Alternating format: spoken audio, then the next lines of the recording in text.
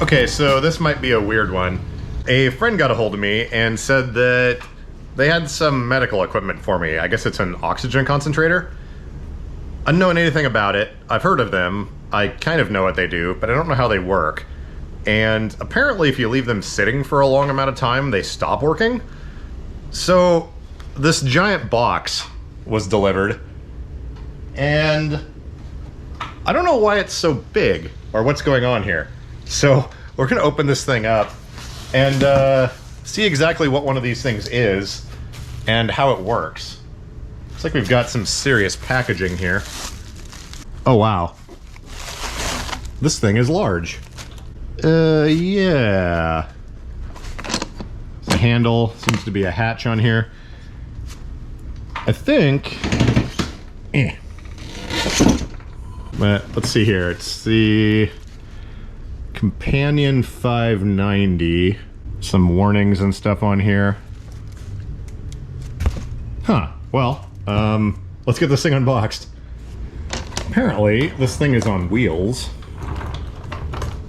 There's a hinge on the back. Looks like we got a power cord. Let's, I'm assuming it opens somehow. Maybe you're not supposed to open it. Yeah. It's got something over here with a 9-volt battery. Looks like there's an hour meter on it. 1716. I think I'm gonna do a little bit of research on this and figure out exactly what it is and how it's supposed to work, and if the side of it's supposed to open, or do you just plug it in and turn it on? I have so many questions. Yeah, I'm gonna do some checking around real quick and then we'll figure out what's going on here. For use of a concentrator, there's a couple of different models of concentrators out there, but they basically all have the same parts. 5 steps. Takes air from the room, compresses oxygen, takes nitrogen out, adjusts the way the air is delivered, delivers purified air. So it's a nitrogen removing device? Is that how these work? Alright, I fired up the press and actually printed a service manual for this thing. So, what is this, like 135 pages? But made it into a little book.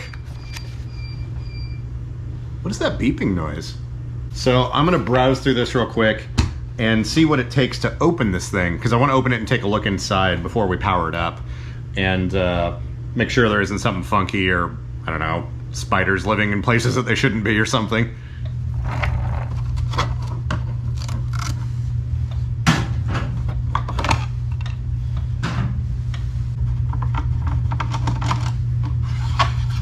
Wow, look at that screw, huh? That is a screw, holy cow. And there's another one, supposedly somewhere. Ah, there it is. Down here behind this wheel. Let's see what kind of secrets are contained in here. Oh, wow. There's actually a lot of stuff. So we've got... Oh, that hose just broke. Or was that already broken? Oh, man. Ah. Yeah, so there's your problem. Most of these hoses are broken, or at least several of them are. This is that medical grade sort of like latex-ish tubing, and when it gets old, it just kind of disintegrates. So, a fan down here. We've got a 2-cylinder compressor that's mounted on a little vibration dampening thing. Wow, the fan is still spinning. That's got like the best bearings in the world. Holy cow. Got a little inlet. Actually, I think it's an outlet filter. Bunch of tanks over here. Some solenoid valves. Got a logic board. Man, there's a lot of cool stuff in here. Well, let's power this bad boy up.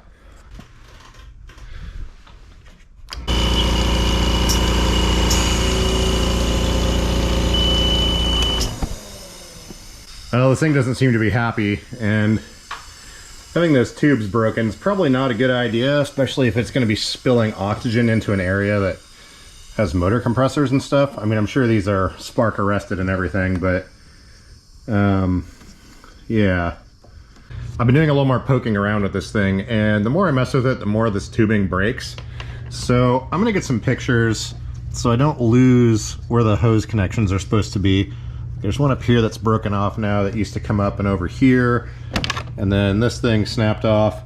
But this tubing is pretty much like pasta now. It just shatters into little pieces when you mess with it. So, and a lot of this foam and stuff in here is deteriorating as well, as you can see. So I don't really have any medical use for this thing, and obviously it's old enough that, you know, I wouldn't want someone to actually use it. So I think what we might do with this is get it back together and get it working. According to the manual, there is sort of a membrane or some sort of chemically type stuff in here that releases the nitrogen from the air to concentrate the oxygen. So I'm going to have to see if that's something that's replaceable or how much that costs or whatever. But I think it would be cool to have something that can actually make some oxygen for interesting experiments and things.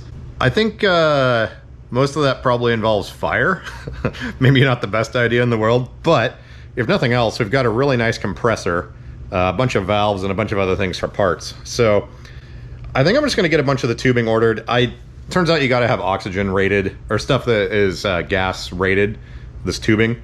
I'm going to order a bunch of that. It's super cheap on Amazon. I'm going to replace all these lines in here, and then we'll see if it does actually produce oxygen or not. And I think we'll go from there. But for right now, I think that's enough screwing around. At least we know it works and all the parts are here. And if nothing else, you know, we can use it for something else.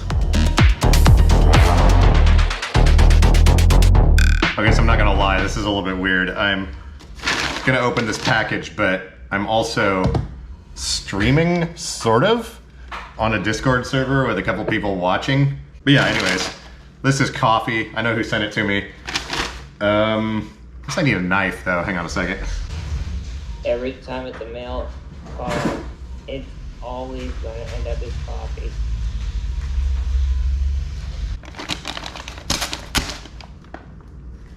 So apparently these Mylar bags from the Postal Service are not only fireproof, but they're knife proof. There we go.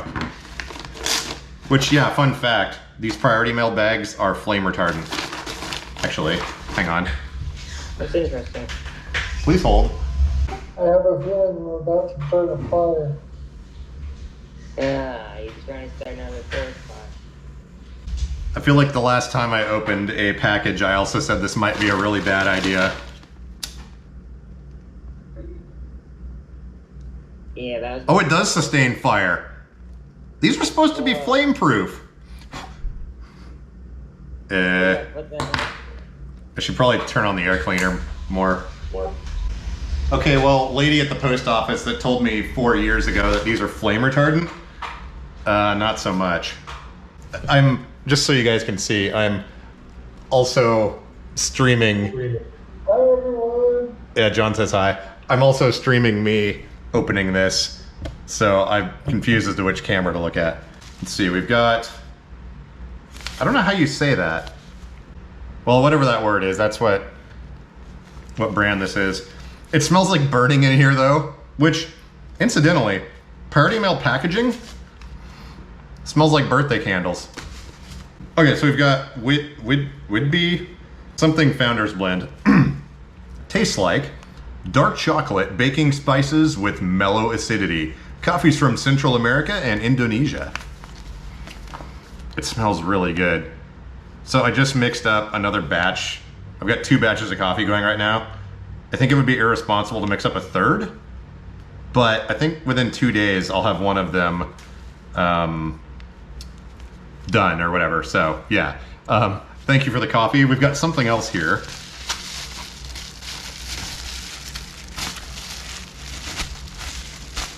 How does it come out of here? Oh, oh sweet, it's a flashlight. I love little flashlights. I used to always Well, I used to always wear cargo pants and the little extra pockets and stuff. I always kept little flashlights and stuff like this in the pockets. This is a perfect size. Does it have batteries in it? No, but look at that clip it's got. So what I'm carrying right now doesn't really fit in the bag on my chair. It's this giant mag light. Giant mag light. But you can see the difference there. So that's perfect. I was actually wanting to buy another flashlight that was a little bit smaller. So this will be good. Let's see here, read me. Before first use, unscrew tail cap and remove insulating film. Oh, it does have batteries.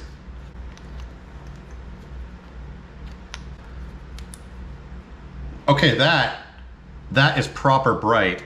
Seems to be a card. I can't read now because my vision's all blurry and weird. All I see is blue spots. Hope you enjoy the coffee and the O-light. The flashlight clips on your baseball hat. Ow. That's why the clip is so big. It's designed to go on your hat. Yeah. Okay, that's actually pretty sweet. This is really good because usually you're using one hand to operate your power chair and your other hand to do something else. So hands-free flashlight, yeah, that's outstanding. Thank you.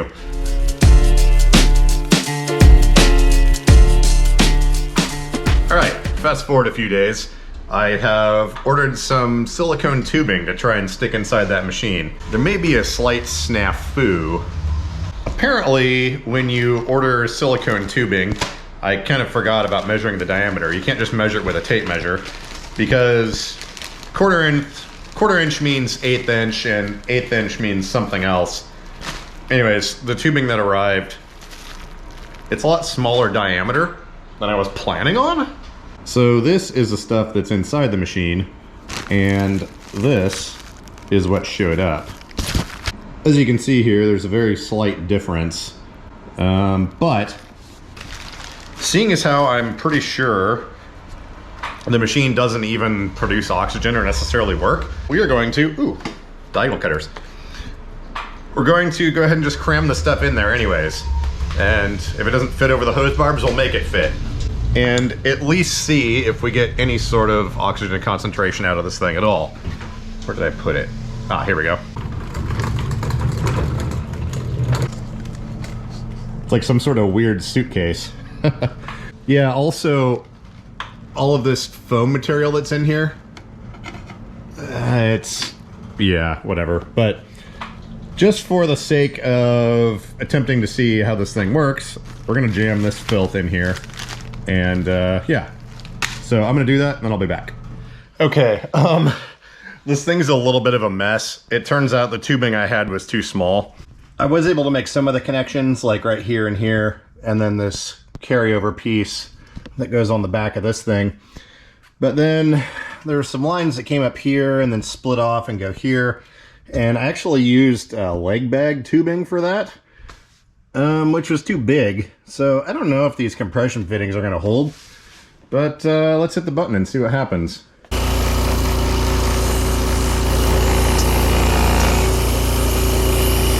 Oh yeah, we're definitely leaking everywhere.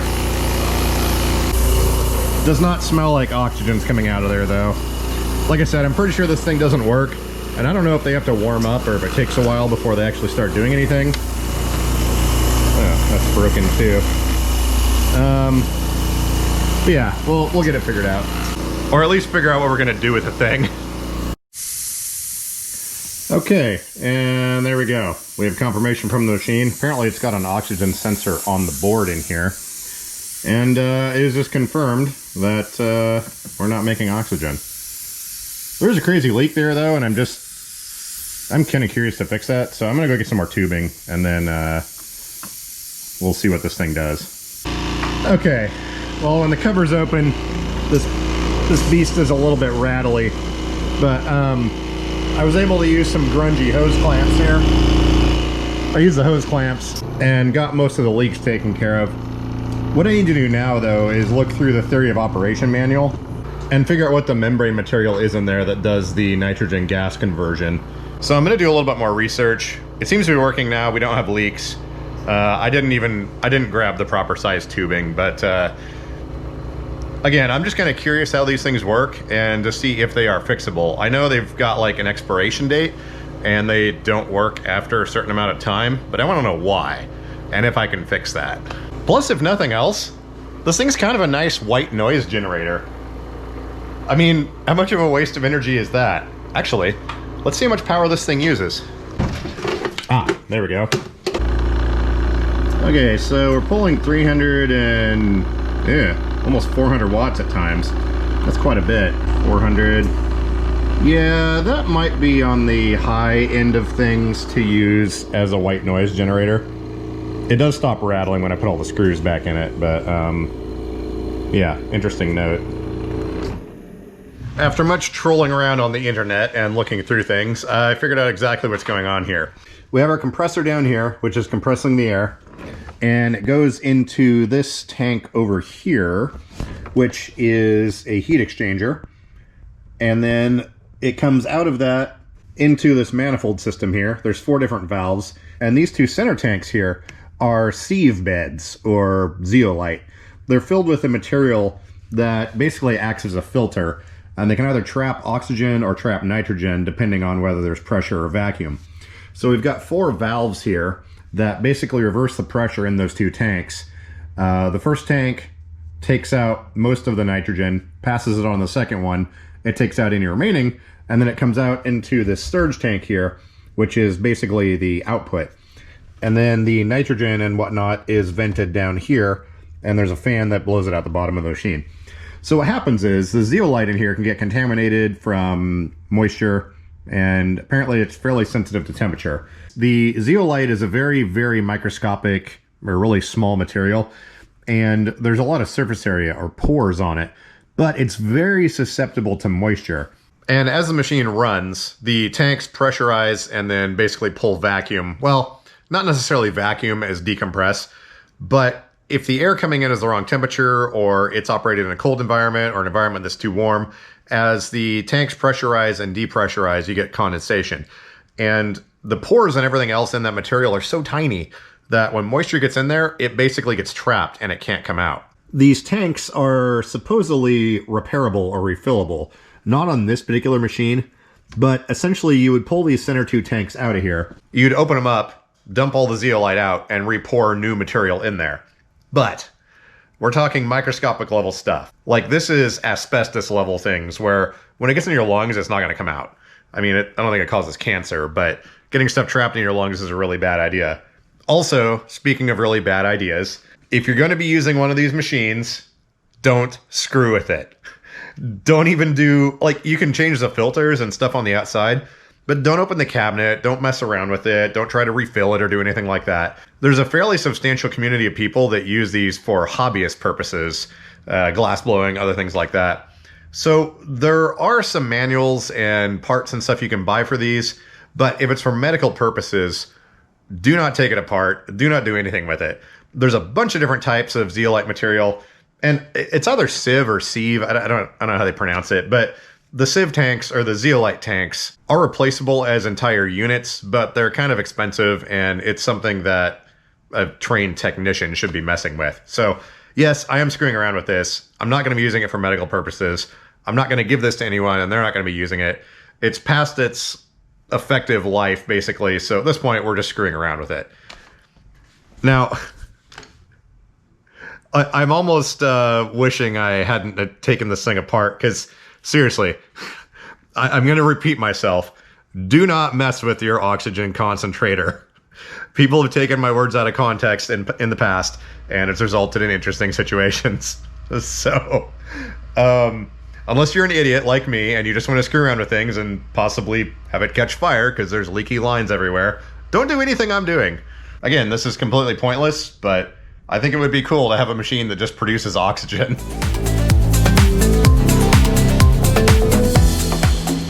Man, it is getting cold. Well, cold. I mean, for Portland. In here, it is... Really? Only 54 degrees? Feels colder. Outside, I got a whiff of the potential, like, Well, not cold, but there's sort of a smell, as it were, when it's going to snow at some point. I don't know if it's anytime soon and it's not in the forecast, but I've got the white van running. I need to shut it off. I would have sold this van already, but, well, the DMV has been closed for quite some time. Oh, brr.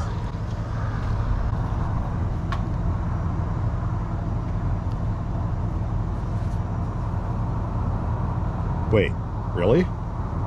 Apparently it can't measure the temperature out here. Yeah, come on, chair. Urgh. Okay, this thing's been... Ooh, that's a cool sound. Did you hear that? Either one of our idler pulleys or the, what's it called? Idle air control. Both of those are screwy on this at one point, and they both make a very similar sound. Ugh.